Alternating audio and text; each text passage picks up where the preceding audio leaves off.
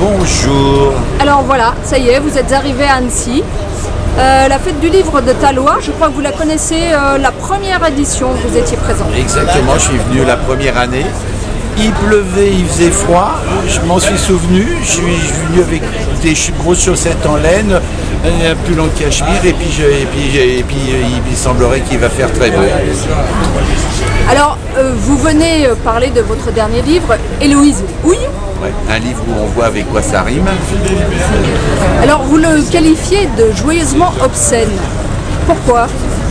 Parce que Héloïse et Abélard avaient des rapports sexuels et sensuels très joyeux et obscènes, mais tout ça dans le rire et tout, et pas des plans de machos et femmes soumises et tout, parce qu'Héloïse avait instauré une règle entre deux, c'est tout ce que tu me fais, je te le fais, tout ce que je te fais, tu me le fais, et on sait que ça a été une vie sexuelle très joyeuse jusqu'au moment où Abélard malencontreusement s'est fait couper les couilles, ce qui a cassé l'ambiance.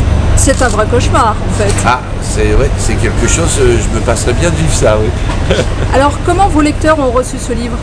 Eh bien bien, très bien. Et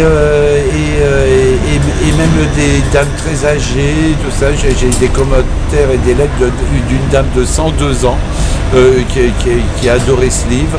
Il y a des gens qui m'ont écrit pour me dire que depuis qu'ils avaient lu le livre, ils avaient eu un petit bébé et qu'ils avaient un garçon qu'ils avaient décidé d'appeler Abélard.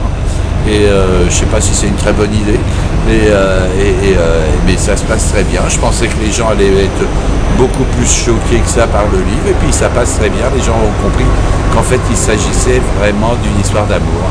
Tous les historiens disent que le grand amour, l'amour-passion, l'amour total fut inventé au XIIe siècle par Héloïse et Abélard.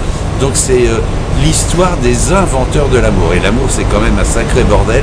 Et je trouve que c'est intéressant de découvrir qui a inventé ce sentiment incroyable qu'on appelle le grand amour.